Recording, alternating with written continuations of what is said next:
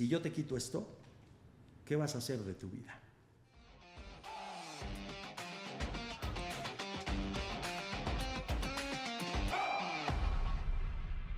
Buenos días, muchas gracias a todos ustedes por estar con nosotros en el siguiente episodio de ¿Qué sigue?, donde hablamos sobre innovación.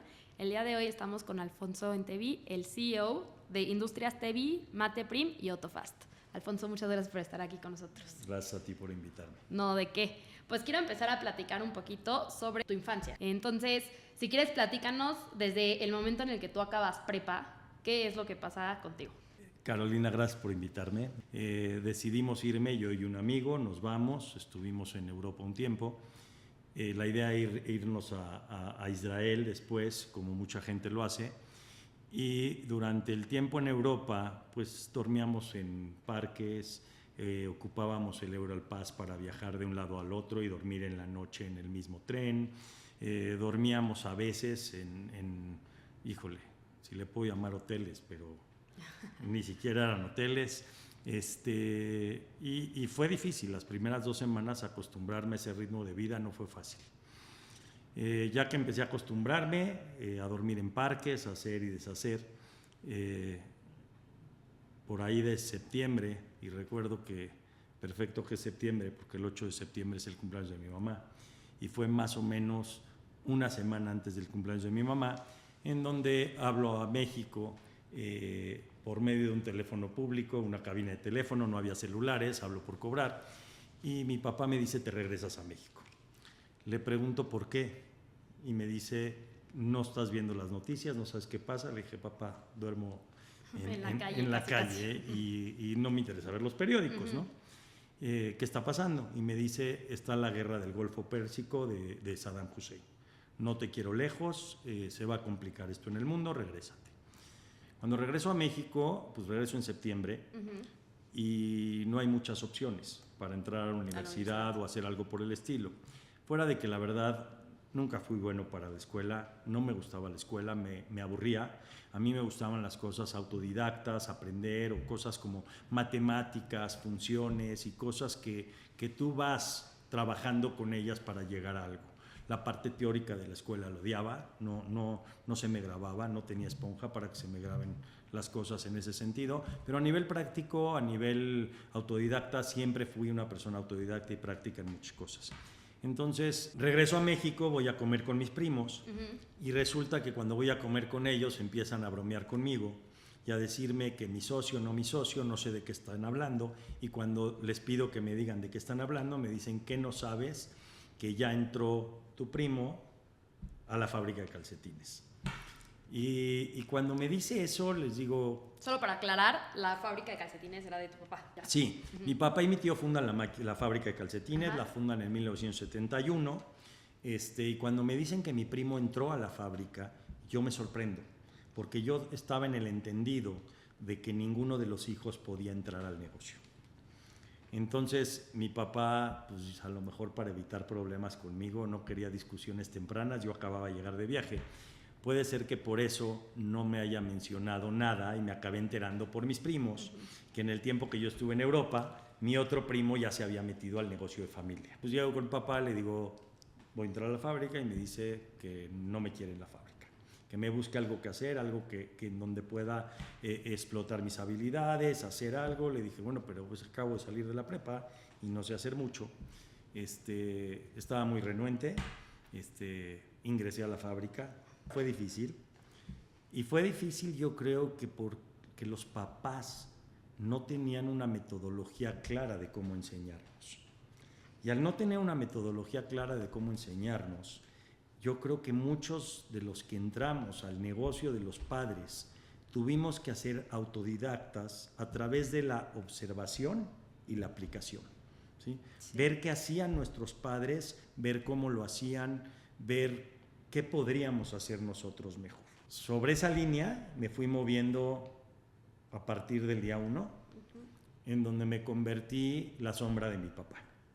Si él estaba platicando con el director de un banco, yo estaba atrás, haz de cuenta que él estaba en esta silla, yo me paraba aquí atrás de él estaba en su escritorio. Si él bajaba al área de operaciones, a la fábrica, si hablaba con un proveedor, pues era a través de estar viendo y compartiendo con él todo lo que estaba sucediendo. En ese sentido te puedo decir que fue mi mejor maestro de vida, ¿sí? No necesariamente diciéndome con peritas y manzanas qué hacer, pero a través de verlo y ser autodidacta en toda esta parte fue como fui aprendiendo y convertirme en lo que hoy soy. Pues ahí empezó mi trayectoria. Empecé desde aprender en producción, a entender qué hacía la gente y cómo lo hacía. Ahí a lo mejor venían mis toques, donde decía, bueno, pues agarro un cronómetro del reloj y veo cuánto están haciendo. Digo, lo que te estoy comentando no es ciencia cuántica, ¿no? Es de sentido común, la toma de tiempos y movimientos. Y entonces empecé a redefinir las mismas tareas de producción, empecé a hacer muchísimas otras cosas, meterme. Afortunadamente tuve un papá que me dio toda la confianza, un papá que me dio el chance de aplicar las cosas, de equivocarme, de regarla y de aprender de mis errores y de volver a hacerlo. Yo era muy terco, entonces no tenía mucha opción. Si me decía no lo vas a hacer, no lo vas a hacer, le decía yo sí lo voy a hacer. Bueno, hazlo, ándale, a ver cómo te equivocas. Y sí me di muchos golpes. No todo fue color de rosa, pero también tuve muchos aciertos. Y entre golpes y aciertos fui aprendiendo a cómo hacer las cosas diferente y mejor. Y así fue pasando mi vida. En 1993, a 2-3 años de estar trabajando en la fábrica, se nos viene una oportunidad en donde salgo de la fábrica con un primo y vamos y ponemos un negocio de giros. Teníamos 22, 23 años. La verdad es que era increíble el negocio. Desafortunadamente, entre pues, nuestra inmadurez, la confianza que tuvieron mi padre y mi tío con la otra persona que nos asociamos, se hizo una negociación que no era muy favorable para nosotros. Con todo y todo estuvimos trabajando, pero esto hizo que cada vez se complicara más el que el negocio fuera rentable o que pudiéramos tener un futuro prometedor dentro del mismo negocio, aun y cuando yo y mi primo estábamos ahí, pues día y noche trabajando. En menos de un año ya el negocio, como negocio, le iba bien, aunque a nosotros como socio cada vez nos favorecía menos por la negociación inicial que se había hecho. De la noche a la mañana la realidad es que yo me di cuenta que no quería continuar. Fui con el socio que teníamos, que era una persona que pues, nos llevaba 20, 25 años a nosotros, ¿no? Y le dije, no quiero continuar, ¿okay? Acá están los papeles, o me compras o te vendo. Resolvimos. Le dije a mi papá, bueno, ya no voy a estar en los giros y ahora me regreso a los calcetines. Y me dijo, no, otra vez no. Mi papá me había dicho que trate de buscar camino por mi cuenta. Me dijo que vaya con un amigo de él. Fui con amigo de él y cuando llegué con su amigo, le comentó el amigo de mi papá a su socio, es que Alfonso viene a vernos, a ver si nos puede apoyar en las tintorerías, si podemos hacer algo. Su socio de esta persona le dijo, uy, pues esperemos que no venga con ánfulas de niño rico. Y la verdad me sentí ofendido, ¿okay? Y hoy a lo mejor a mi edad puedo entender el comentario de ese señor. ¿Sí? Muchas veces los chavos piensan que van a llegar a los lugares a volverse en directores de la noche a la mañana, ¿no? Pero ese día me sentí ofendido dentro de ser chavo y demás. Sí, me sentí ofendido. Entonces llegué con mi papá en la noche y le dije, fui a ver a tu amigo y me pasó esto. Y no recibí una respuesta que me dijera, pues a lo mejor te lo dijo por esto y el otro. No lo tomes a mal, quieres entrar, sigue luchando, no sigas luchando. Pero yo ese día le dije, ¿sabes qué? Me regreso a los calcetines, ¿no? Ya traté y me regreso a los calcetines. Me regresé a los calcetines. En el año 2001 ya habían pasado más de 10 años que yo estaba en los calcetines y pues el negocio no estaba dando para tantas familias. Yo creo que todos estábamos en nuestra zona de confort, unos más, otros menos. Y en ese momento teníamos que tomar una decisión drástica porque cuando no da para tantas familias empiezan los problemas, como en todos los negocios familiares. Y los problemas cuando empiezan, cada vez, si no los resuelves, empeoran. Y entonces empezaron a empeorar, empezó a subir todo de tono, ¿okay? Como es normal, sin importar si es papá, si es tío, si es abuelo, si es hermano, las cosas cuando suben de tono, estalló una broncota Y en esa broncota teníamos que tomar una decisión drástica. Y la decisión drástica era si se cerraba, si se quedaba abierto o algo iba a pasar. Esto era un parteaguas. Yo estaba estudiando en esas épocas alta dirección en el IPADE, con todo de que no tenía carrera. Ahí me di cuenta, si es que esto se lo puedo decir a tu público y a los chavos, que mi vida hubiera sido más fácil y más rápida si hubiera estudiado. Las herramientas las hubiera obtenido más rápido en vez de tenerlas que haber aprendido a base de prueba y error. Hubiera sido la misma persona a lo mejor, con el mismo empuje y con todo lo que me ha caracterizado, pero la diferencia grande iba a ser que en vez de estar a base de prueba y error, iba a poder entender las herramientas, las sumas que tenía que hacer en vez de descubrirlas y muchas otras cosas, por hablar de forma práctica y rápida. Cuando llevé mi caso a los maestros de finanzas, les llevé los estados financieros, que en esas épocas yo los hacía a mano, ni siquiera me ayudaba un poquito con el Excel, pero eran épocas que las cosas se hacían diferente. Y casi se atacaron de la risa, ¿no?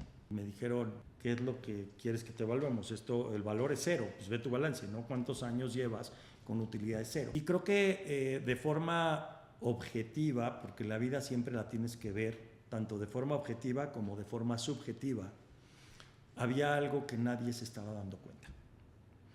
Habían unos sueldos de directivos y sueldos gerenciales, vamos a llamarle así, de mi papá y de mi tío. Ellos eran los directivos. Okay. Yo y mi primo éramos los gerenciales. La realidad es que el sueldo era subjetivo.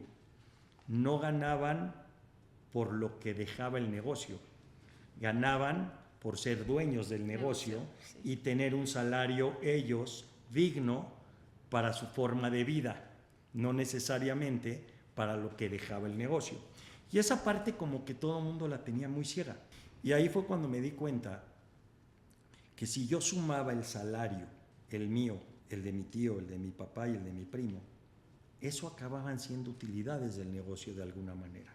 ¿Por qué lo digo? Porque mi papá, si saldría de Tevi y se iba a ir a trabajar a otro lado, lo único que le iba a pasar es que nadie le iba a dar ni la mitad de lo que ganaba en Tevi, porque no contaba con ni el currículum, ni muchas otras cosas, operaba, y era buenísimo operando su negocio, sí. Pero eso no quería decir que iba a poder operar otro negocio.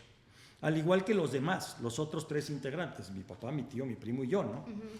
Y entonces fue cuando le di objetividad a esto y dije, a ver, voy a cerrar este negocio para ir a abrir otro, o me voy a salir para ir a abrir otro. Pero ese otro de entrada no me va a dar lo que por lo menos este está dando. Y entonces mi comentario fue muy claro con mi papá. Le dije, papá, el valor del negocio es este. Y me dijo, estás loco. Y le dije, son 3 años utilidades. Tú hoy, si te vienen a ofrecer un negocio y te dicen que recuperas tu inversión en 3 años, te metes. Dice, pero son sueldos. Le dije, no, no son sueldos. El sueldo está siendo subjetivo, no es objetivo. Me compró la idea mi papá. Yo le dije, además, hubo otra cosa, le dije, tienes tú ya 30 años en donde tu vida ha sido, te paras en la mañana, te metes a bañar, desayunas, vienes acá a trabajar, vas a comer, regresas aquí a trabajar y te regresas a dormir a tu casa. Si yo te quito esto, ¿qué vas a hacer de tu vida? Yo, como hijo también, esto te da vida y esto no te lo puedo quitar. Y entonces, aunque el negocio ahorita deje 0, vamos a ver cómo lo saco adelante, además de que tengo 11 años aprendiéndolo. Gracias a Dios, él siempre confió en mí. Yo desde 6 años antes, 5 años antes, ya le administraba a él todo lo que él tenía, además de esta empresa y otras cosas. Entonces el voto de confianza que a mí me daba era enorme y es algo que le agradezco infinitamente porque fue lo que me hizo ser todo esto. Tenía no nada más las herramientas, sino el respaldo. Fue cuando él se sentó, él negoció y en menos de 10 minutos se negoció algo de 30 años. Y fue tan fácil porque había 2 formas de verlo totalmente diferentes. La forma que el negocio no valía y valía 0 porque no tiene utilidades y lo que me llevo y gano dinero, y la otra forma era proyectar que el salario que estás ganando igual lo tenías que ir a ganar a otro lado. Entonces esto fue muy rápido, fue fácil. Lo que no fue fácil fue lo demás después. Sí, sacar adelante. Exacto. Era un negocio que tenía vendiendo las mismas docenas durante 11 años. Digo, subíamos precios, le poníamos un moñito o algo diferente y vendíamos un poco más de dinero, pero al final del camino vendíamos las mismas docenas. Y entonces esto no iba a durar muy poco si no se le da la vuelta. Entonces cuando mi papá me dijo, bueno, pero nunca ha salido a vender. Y mi respuesta fue, lo traigo en la sangre. No creo que me vaya a costar mucho trabajo, nunca he ido a ver un comprador de ningún retailer de México, pero no creo que me vaya a costar trabajo. ¿Y qué crees? Sí me costó trabajo. Voy a visitar a mi primer cliente y cuando voy a visitarlo, ese cliente representaba el 30% de las ventas y me dice, qué bueno que usted viene porque está usted fuera de tal compañía. Y cuando me lo dijo, me solté a llorar. Y me dijo, ¿qué pasa? Le dije, es que te acabo de decir que acabo de comprar la parte de la compañía, me quitas el 30% de las ventas y cierro mañana. Y me dijo, bueno, ¿qué quiere que le diga? En esas épocas apenas empezaban a manejar los inventarios en línea, empezaban los sistemas. Ya las ventas no eran nada más de relaciones en una hoja de papel, sino que compraban de acuerdo a lo que vendían. Y entonces, pues yo no entendía mucho de eso, pero estaba dispuesto a aprenderlo como aprendí todo lo demás. Y fue cuando le dije, ok, ¿qué hago? Y esta señora muy amable, aunque los números no daban para que yo continuara ahí, me dijo, en Veracruz tengo 5 tiendas.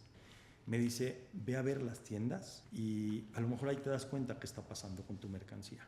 Llegué a Veracruz y empecé a ver lo que estaba fallando y me di cuenta que el negocio está en el punto de venta.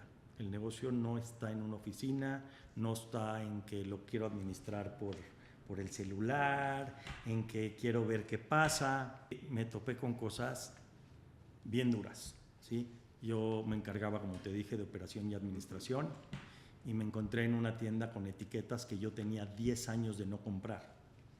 Producto muy viejo, producto escurrido, sucio, y entendí por qué la compradora me había dicho que vayas a ver. Que vaya a ver, ¿no? Empecé a convertirme también en un PR, ¿no? Empecé a conocer, oiga, ¿quién es el gerente de la tienda? No, pues es tal. Ah, bueno, entonces fui con el gerente de la tienda y le dije, oiga, necesito hablar con usted, ¿qué es lo que está pasando? Me dice, no, pues necesita usted a alguien que le dé servicio a su punto de venta. Sí. ¿Y eso cómo se hace? Nosotros no lo hacemos. No, pues se llaman promotoras. Ah, ok. Y aquí tengo a una que también acomoda de ropa y está buscando trabajo. Le dije, no, pues tráigamela, ¿no? Y hablé con ella. Nunca se me va a olvidar su nombre, Janet Alpuche. Estoy hablando ahorita de una historia del 2001, pero son cosas que no se olvidan. Tampoco se me olvida el nombre de él, se llama Elías. No me preguntes cómo se llaman los amigos de mi hijo, porque no me acuerdo, ni de mi hija, pero hay cosas que no me olvido, ¿no? Y de eso no me olvidé. A partir de ahí, regresé a México, empecé a hacer trabajo, empecé a contratar gente para los pisos de venta. Y dije, bueno, me voy a poner en la Intermoda, mandé a hacer un stand precioso, mandé a hacer cosas. Y esto fue el parteaguas, porque estando en Intermoda, la compradora que me había dicho que estaba fuera, había ido a visitar la expo, yo no sabía que iba a ir, iba con el director de compras de todas las categorías, y cuando llega a saludarme a mi stand, la saludo, le dije, hola María Luisa, ¿cómo estás? Qué gusto verte, tampoco se me olvida su nombre. Ella iba acompañada de su jefe, Octavio. Cuando me presenta a su jefe, le dice, te presento a mi mejor proveedor de calcetines. Y se me llenó el corazón. Todo porque me di cuenta de ser el peor y que iba para afuera. Con unos meses pude hacer algo extraordinario. ¿Cómo es que mantuviste la resiliencia? En la vida tienes 2 opciones si quieres ser exitoso. Uno es o la mantienes y 2 es o la mantienes. No hay opción, ¿ok? Sí. No hay opción. No existe el libro secreto, no existe el no voy a fracasar, no existe no voy a trabajar, no existe quiero... O sea, eso existe, bueno, compra la lotería y te quitas de problemas y gánatela, ¿no? Porque primero cómprala y luego gánala. No va por ahí. La resiliencia es algo que debe de existir en nosotros todos los días. A partir de ese año, yo llegaba a trabajar a mi oficina a las 8 de la mañana, salía a veces a las 10, 11 de la noche, 12 de la noche, o me traían comida de mi casa, un chofer, o yo la llevaba desde la mañana y la calentaba y la comía ahí en un rincón en la oficina. y para mí era duro. O sea, no era lo que estabas acostumbrado. No, y era muy duro, porque es un tema que a veces te pueden llegar a entrar la frustración, ¿no? Sí. O sea, ¿soy el dueño? Porque no me siento el dueño, porque no me doy vida de dueño, ¿ok? Días con más horas, días con menos horas. Esa fue mi historia hasta el año 2019. ¿Qué dirías que es el mejor consejo para haber salido adelante? Yo creo que no rendirme, pero no es, te repito, no es no hay varita un mágica. secreto. O sea, mira, es importante recorrer la historia, porque la historia te acaba definiendo el parteaguas de la historia. Sí. Si yo no me hubiera metido como me metí a entender la operación de cómo la hacía mi papá y cómo perfeccionarla, si no me hubiera metido a ver cómo administraba a mi papá y cómo perfeccionarlo, si no me hubiera metido desde el tema, y te pongo un ejemplo, yo entré a mi empresa con la vieja escuela. El negocio, la llave de la puerta la tenía el dueño para abrirlo y para cerrarlo. Y aunque en el caso de mi padre, mi tío y esas épocas nuestras no eran tan extremos de que alguien se queda a cubrir también a la hora de la comida, porque pasa también con otros, en mi caso abríamos y cerrábamos. Entonces, si tú eres dependiente de una llave y dependiente de cosas así como lo pongo, como la llave, no puedes avanzar.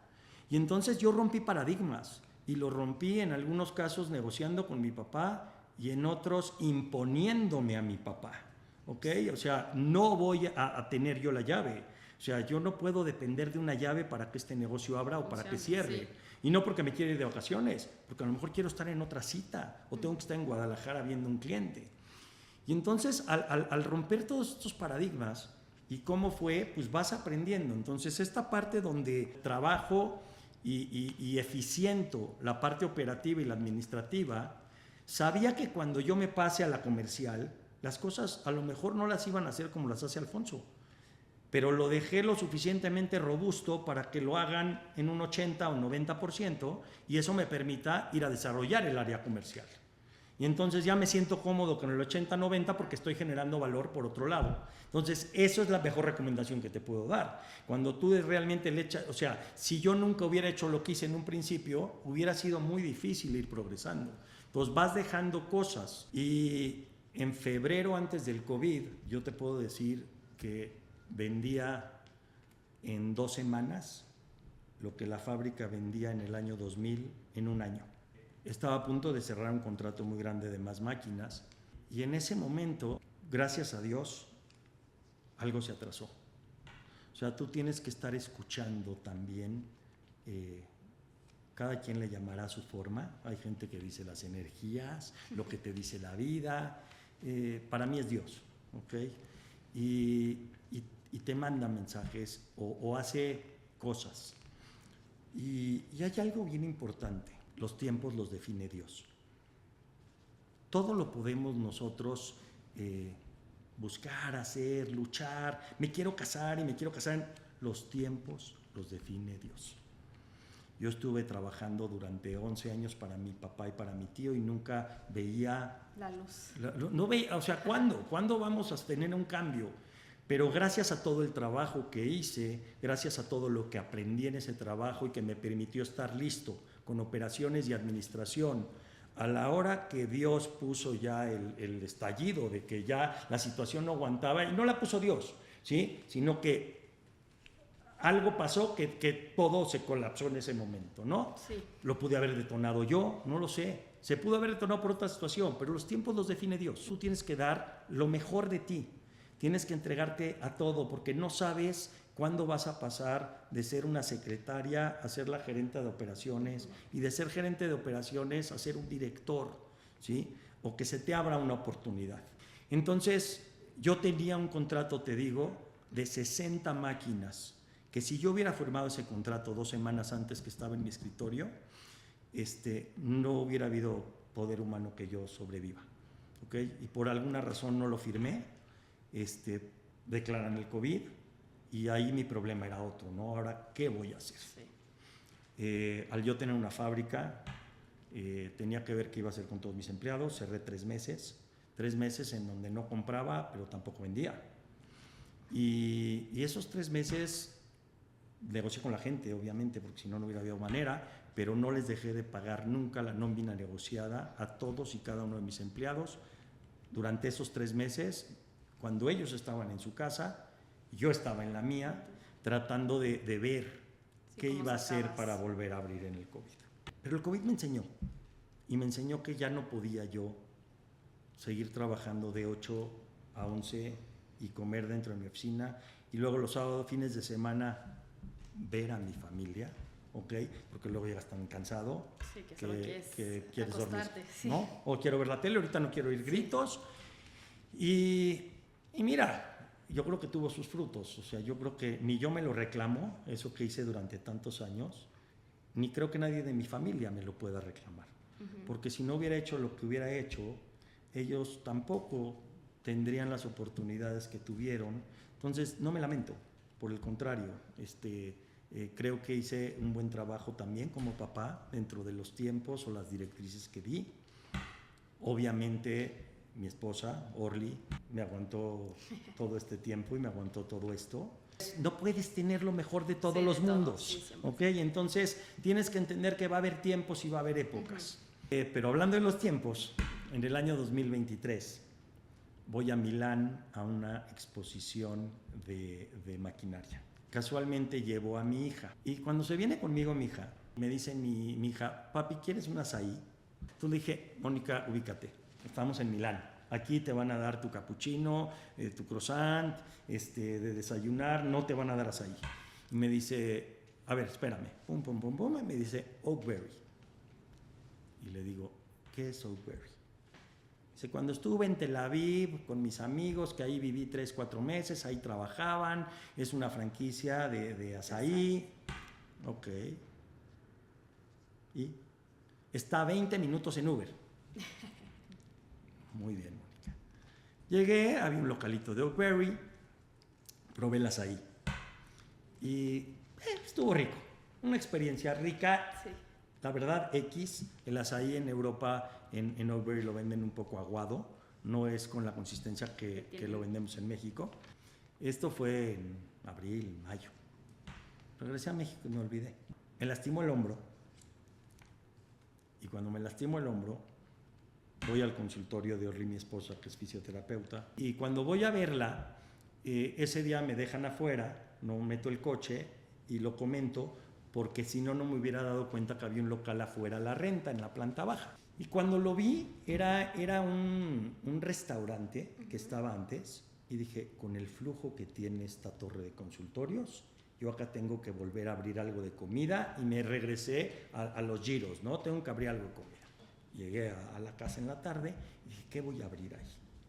Y empecé a buscar, luego se me ocurrió preguntarle a la inteligencia artificial, a ChatGPT, bueno, empiezo a buscar, ¿no? ¿Qué negocios de comida hay? Dame opciones, ayúdame con ideas. Y por algún motivo, que no tenía nada que ver ahí, me recuerdo de mi experiencia de Oakberry. Algo me hizo acá, pim, pim, ¿no? Y de repente lo busqué, investigué, vi de qué se trataba, cuánto había que invertir, hablé con las diferentes personas. Y cuando ya estaba llevando a alguien para que me autoricen o no me autoricen ese local del consultorio que te digo, yo llevaba ahí ya 1 hora viendo y dije, ups, no. ¿Cómo que no? No me late. Y no es de que no me latía Oakberry. Acuérdate que a mí, a Oakberry me llevó el local. O sea, yo estaba buscando qué poner en el local. Sí. Yo no estaba, pero en la vida tienes que estar siempre 360. Una cosa te va llevando a otra. Y entonces, yo estaba buscando qué llevar al local. Pero cuando llegué al local, Oakberry no entraba en el local. Entonces ahí me empecé a perder un poco. ¿Cómo te diste cuenta de que Oakberry no entraba al local? Porque estuve más de 2-3 horas ahí abajo. O sea, yo me gusta, mi pasión es el análisis. El análisis de la información, de los números, de la gente, de no qué me dices con la boca, qué me dices con el gesto. O sea, me apasiona entender más allá de lo que simplemente ves. Eso no tiene nada que ver con lo que te voy a decir, porque no se requiere ciencia cuántica para estar ahí 2 horas y darte cuenta del perfil de la gente que sube y baja, ¿no? Sí. pero lo hice como en automático. Y dije, no, el perfil de esto es un ejecutivo bajo, una secretaria de un doctor, o sea, ese tipo de perfil, en donde sí hay mucho flujo de ese tipo de gentes, pero esa gente no va a pagar 160 pesos por un vaso chico de açaí. Sí. No los va a pagar. ¿Okay? Y entonces me olvidé de Oakberry. Y estuve viendo qué iba a poner en ese local. Hasta que me rendí y dije, no, ahora sí que me regreso a lo que estoy en los calcetines porque no tengo el tiempo de andar, o sea, esto no fluyó como yo quería. Pasan 2 semanas y voy a cenar con unos amigos. De repente, de la nada, así hace cuenta que le salió a la boca y dice, ¿ya supiste que van a cerrar la tienda de helados que está ahí en Bosques, en Prolongación? Y le dije, ¿cómo crees? Y me dice, sí. Le dije, ¿estás seguro? Sí. Y en ese momento me hizo clic así otra vez en la cabeza, ¿ok? Antes estaba buscando un negocio para el local, eso me hizo caer con Oakberry. Y después con Oakberry dije, ok, ese punto está bueno, ¿no? Sí. Conozco al dueño de la propiedad, le hablo por teléfono y le dije, oye, que van a cerrar esta tienda de helados. Me dice, para nada, el contrato está todavía por 2 años más. ¿Me puedes dar el teléfono del contacto? Me da el teléfono y me dice, pues es esta empresa que es bastante grande, no estamos hablando de una empresa muy grande en México. Y pues ahí está el teléfono, ¿no? Y dije dentro de mí, ups, no, esto no sé si va a jalar, ¿no? O sea, voy a hablarle yo a ellos, a decirles que quiero su local, se van a atacar de la risa. ¿Okay? Dije, pero no pierdo nada, ¿okay? No perdí nada. Y entonces le hablé al contacto y me dijo, ¿qué te ofrece? Quiero esto y el otro. Y me dijo, déjame checo y mañana te hablo. Me habló al otro día y me dijo, sí, ¿qué crees? Sí, lo van a vender. No nos está yendo muy bien. Yo había visto que estaba medio bajo el business de cómo entró, ¿no? Sí te lo ofrecemos por una módica cantidad de tanto. Y la primera pregunta que le hice es, ¿cuándo te sales? ¿No? Ya, para luego es tarde, porque esta oportunidad no se me va a dar mañana. Y me dijeron, pues en 2 semanas, ok, te deposito ahorita en la tarde. Retomo el tema de Oakberry y pues abro la primera sucursal en Bosques. Ok, entonces abres el primer Oakberry en Prolongación y decides abrir muchos más locales, ¿o qué estabas pensando ahí? Es curioso, o sea, cuando yo abrí Oakberry dije, quiero uno, tengo el antojo otra vez de meterme en esto, tengo muchos temas con lo que hago hoy en día. Pero además, yo tenía muy claro que negocio textil, fábrica, vendiéndole al retail, lidiando con todo lo que tienes que lidiar, ¿ok? Que mis hijos, no le iban a querer entrar. Estaban, y sí, ya iba a ser con mucha madurez, ¿no? Sí. No es un negocio fácil. Y entonces dije, bueno, si abro, a mí me gusta. A mí me late. Y si lo abro a 2 cuadras de la casa, pues por lo menos voy a tener una unidad de negocio que sea de chavos, que sea jovial, que esté padre para mis hijos, que puedan tener el interés de involucrarse, de meterse, de entender de todo lo que ve un negocio. Temas de inventarios, tema de cadena de suministro, temas de recursos humanos y de empleados, temas de caja, temas de tesorería, temas de depósito, en fin, o sea, es un negocio que se ve simple, ¿eh? Sí, pero hay muchas más cosas detrás. Y no hay negocios simples, ¿eh? Sí. O sea, eso que le quede claro a todo tu auditorio, o sea, no hay negocios simples, todos tienen su particularidad. Pues, ¿qué crees? Ni uno está ahí. Sí, no. Nada, papi, está muy divertido tu negocio, está muy padre, y yo les llegaba a contar en la cara, nada. ¿Y ahora qué hago? ¿No? Ya me divertí un rato, me está gustando, lo estoy manejando bien. Yo había trabajado todos esos años en hacer un equipo y hacer equipos y empezar a tratar en lo más que se pueda a institucionalizar un poco más la empresa, a delegar muchísimo. Ya no era con lo que empecé, que hablamos hace rato, de dejar la llave. Ya no era la llave, ya era la llave, ya era el dinero, ya eran los inventarios, ya era la operación, y empezar a generar como delegas. Entonces, esto también fue de gran ayuda para mí cuando decido meterme al proyecto de Oakberry, porque empiezo a hablar con gente de mi equipo para decirles que necesito que empecemos a ver las cosas de otra forma, ¿no? Era un negocio diferente, pero similar, porque no deja de ser retail al final del camino y no deja de ser lo que todos los clientes quieren. Los clientes quieren que les des un producto bueno, que les des un producto, una experiencia. Tú tienes que ver cómo generar lealtad con esa experiencia y lo haces con un producto que les guste, ya sea porque lo usan como la ropa y que les acomoda o que les gusta como el sabor. Pero que les das un buen servicio. El precio es importante, pero no es lo más importante, ¿okay? Y menos hoy en día, ¿okay? Hoy ves gastar a la gente cantidades que antes no veías gastar. La relación costo-beneficio es lo más importante que tienes que hacer. Entonces, de ahí decido que vamos a abrir ahora en el sur y me voy a Altavista. Y empiezo a entender ahora ya tengo que empezar con relaciones públicas, con los centros comerciales, las plazas, la gente. ¿Qué resultado del primer Oakberry te hizo darte cuenta que ya podías empezar a abrir otros locales? Cuando empecé con el primero, tuve que hacer trabajo. Mis hijos se burlaban de mí, ¿ok? Porque casi encuestaba y entrevistaba a todos los señores, señoras o en su mayoría chavitas que entraban a Oakberry, y mis hijos y mi esposo se sentían súper incómodos. Es más, me recuerdo perfectamente bien de una anécdota porque estaba yo, apenas empezaba Oakberry en Bosques, ¿no? Y entonces estaba yo en Duraznos, en un restaurante italiano de ahí de Duraznos, y había dos chavas, perfil universitario, y estábamos todos comiendo y de la nada me volteé y les dije a las dos chavas, ¿ya conocen a Oakberry? Y mis hijos, papá, no. Y yo, ¿no qué? ¿Ya conocen a Oakberry? Y las chavas, como, ¿por qué este señor nos está hablando, no? Y pues les eché a andar. Si fueron o no fueron, si se les quedó en la mente o no, no sé. Pero para mí todo el tiempo era trabajar con esto, ¿no? La gente que venía, por ejemplo, al restaurante que está al ladito del que tenemos en Bosques, tratando de ser siempre respetuoso del área, pero dando el tasting, ¿no? Y no era algo que a mí me enseñó la marca, era algo que yo tenía que hacerlo. Mandé a comprar vasitos muestra, mandé a comprar cucharas, y a toda la gente que pasaba yo solito me acercaba. ¿Te puedo dar a probar?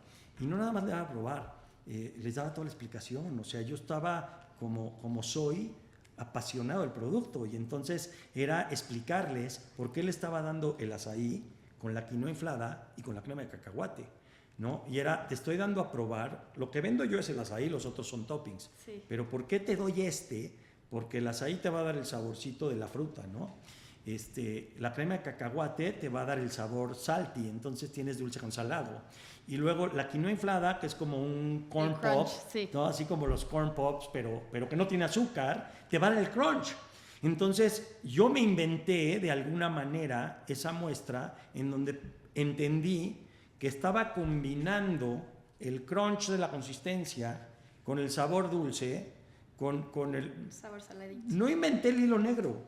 ¿Okay? Me estás preguntando recomendaciones, aguas cuando te quieres poner muy creativo, porque tienes empleados y tú al otro día no vas a estar ahí. Y entonces, porque me acabo pasando en otras tiendas, se me ponían súper creativos, ¿no? Y entonces, en vez de hacer 3 muestras rápido, que ya tienes los ingredientes, pum, pum, pum, y lo das. No, unos ya le ponían matcha, otros le ponían la crema de almendra con blueberry, el otro le ponía, cortaba con el cuchillito el pedacito de la fresa. No, es que eso no es lo que busco. O sea, no le quiero dar la experiencia al cliente, le quiero dar el taste, el que lo prueben, ¿no? Yo estaba ahí en las tardes, las primeras 2 semanas, monté mi oficina, o sea, estaba en mi laptop yo, y todo lo de los calcetines lo atendía ahí, y cada que venía una persona la veía pasando, inmediato, me paraba en la computadora, agarraba la muestra, te puedo dar a probar, te puedo dar a probar, te puedo dar a probar, te puedo dar a probar, ya probaste, y empezar a generar ese gusto, porque además, no sé si lo has probado, pero me pasaba con gente que me decía, es que ya soy adicta a tu producto unos meses después, ¿no? Y entonces, pues, si yo era adicto, ¿okay? Que lo tenía 24 horas del día, porque por lo general la comida que tienes todo el día ya a tu lado, ya ni se te antoja. Yo sí tengo a veces a las 6 de la tarde me da el antojito y me voy por uno. Sí. ¿Okay? Y es común, y tengo año y medio de estar muy metido en esto. Y ahí me di cuenta que empecé a pasearme en el coche sábados y domingos, y de repente empezaba a ver, se renta, y dije, ups, en vez del sábado quedarme todo el día perdiendo el día en la casa, a ver, matando moscas o a ver a qué hora me pelan mis hijos, voy a agarrar el coche y me voy a perder. A ¿no? ver en dónde. Y entonces me empecé a perder por todos lados. Y así fue como me encontré la tienda de Interlomas. Y cuando me encontré la tienda de Interlomas y hablé con la gente de Oakberry, me dijeron, no hay manera. Porque mide 75 metros el local, no hay Oakberries de 75 metros. Pues yo voy a ser el primero. Y va a ser la flagship store y tiene 12 metros de frente. Alfonso, vas a pagar un dineral de renta. No me importa. Necesito exposure. ¿Ok? Y esta ventana me va a dar exposure. Y con esto creo que te acabo de complementar muchas cosas. O sea, porque no hay recetas mágicas para hacer las cosas.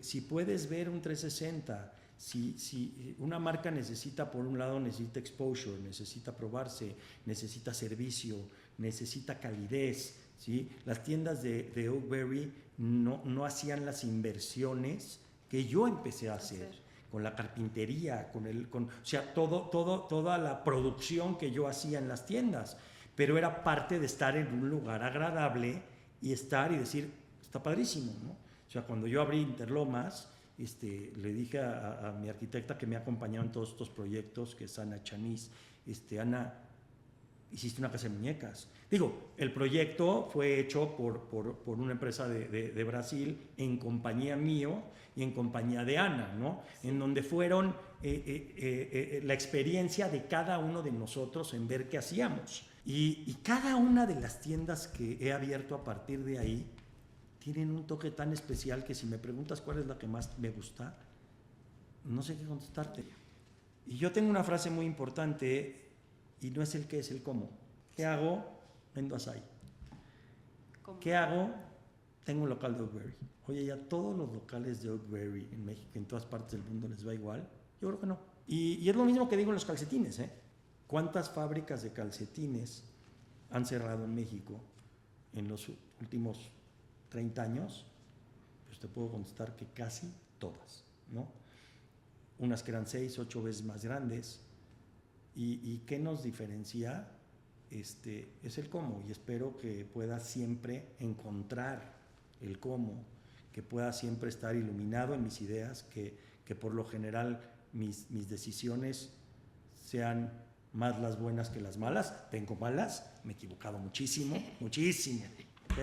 Ok, ahora te voy a hacer unas preguntas que te hicieron a través de nuestro Instagram. Okay. Para los que no saben, siempre a través de nuestro Instagram, que es Ilan_Network, le pueden hacer preguntas a nuestro siguiente invitado. Pasaste de la moda a la alimentación con Oakberry. ¿Qué aprendiste en la industria textil que aplicaste en el negocio de alimentos? Todo. El negocio de vender calcetines no te diferencia a vender helados. Te comenté hace rato que cuando empecé en este proyecto de la venta, fui a Veracruz, y en Veracruz entendí que la exhibición era la magia, ¿no?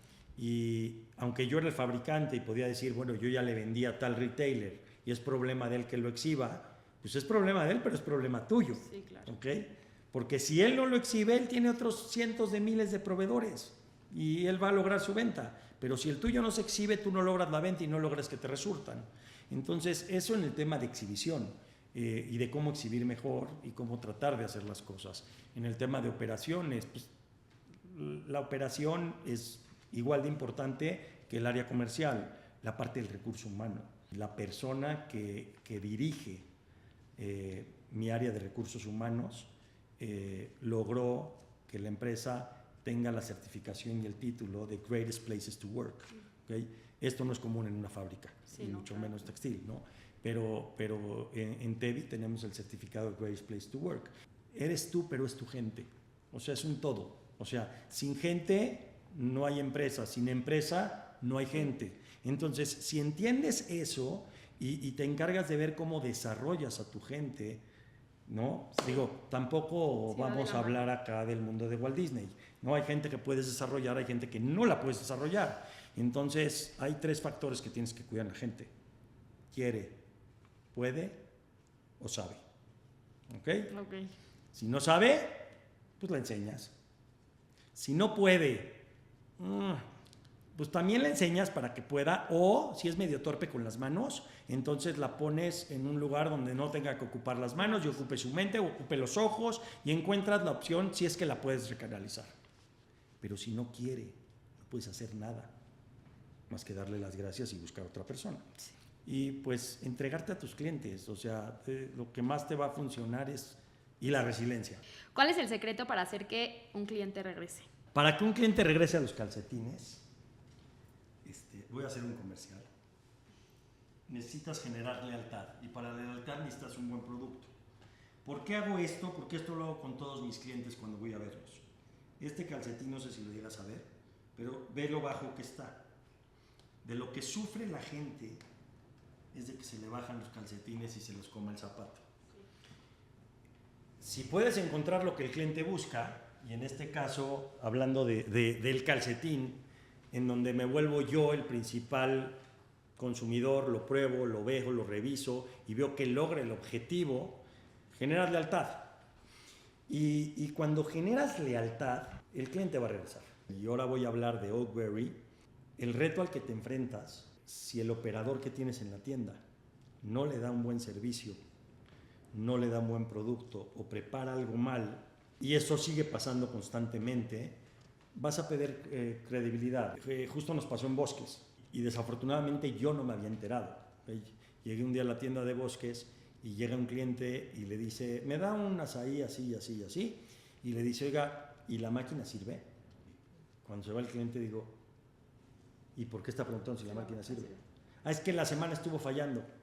Y entonces a los clientes no les gusta cuando la máquina falla, que se lo sirva yo con la cuchara, como tenemos que hacerlo, ¿sí? Cuando una máquina te falla, porque tienes una máquina en una tienda. Pero el problema no era que la máquina fallara, el problema era que esto no se estaba llevando al nivel que se tenía que llevar o reportar la incidencia para que se resuelva de raíz. Sí. ¿Sí? Y entonces este tipo de cosas van haciendo a la gente pensar que la situación va a seguir siendo siempre repetitiva y no necesariamente, pero como me pasó 2 veces en la semana me va a pasar siempre, porque así somos los seres humanos, ¿no? Entonces sí tenemos que tener mucho cuidado y sobre todo en un lugar en donde no se opera en una sola locación, sino que hay varias locaciones para operar. ¿Cómo controlamos? ¿Cómo vemos? ¿Cómo logramos visualizar y que nos reporten todas las incidencias para resolver de raíz? Y tratar, ¿nos vamos a equivocar? Sí. ¿Va a haber errores? Sí. Somos humanos. Lo importante es aprender de los mismos y tratar de que se repitan lo menos posible, ¿sí? Entonces, eso es lo que puedes hacer para que cuando tienes muchos lugares, por así llamarlo, pues ver de qué manera puedes robustecer lo más posible el problema. Y también, regreso, ¿no? Nos vamos a equivocar, nos hemos equivocado, espero que nos equivoquemos cada vez menos y que siempre haya clientes que cuando tengamos un error nos den una segunda oportunidad. Eso es lo difícil. Si ya tuvo una buena experiencia, no vas a tener tema. ¿Okay? Sí, van a querer regresar. El problema es, y otra frase que te digo, Sí, es sí. nunca tienes una segunda oportunidad para una primera impresión. Dicen que hay que aprender a vender para tener éxito. ¿Qué consejo darías a alguien que no sabe cómo venderse a sí mismo? Está cañón porque he contratado todo tipo de perfiles y lo que dices está cañón, porque luego te llega un director comercial y ni siquiera supo vestirse para llegar a la entrevista y no sabe venderse él mismo. No es regla, ¿ok? Pero sí, normalmente cuando no te sabes vender, si no te sabes vender a ti, es muy poco probable que puedas saber vender un producto, sí. Porque tú te ves a ti mismo, si quieres verte y si no, 24 horas del día, ¿no? Y si no aprendes a verte para ver tus cualidades, tus fortalezas, y aprendes a transmitirlas, ¿cómo vas a poder tener la sensibilidad para poder lograr eso, ¿no? Sí. Pero yo creo que el vender, si no estás apasionado por lo que quieres vender, va a ser muy poco probable que lo puedas vender. Y aquí te cambio un poquito lo que yo estaba diciendo, porque me voy a contradecir un poco, ¿no? A lo mejor hay gente que puede estar más apasionada de un objeto o de algo tercerizado y no necesariamente de su persona.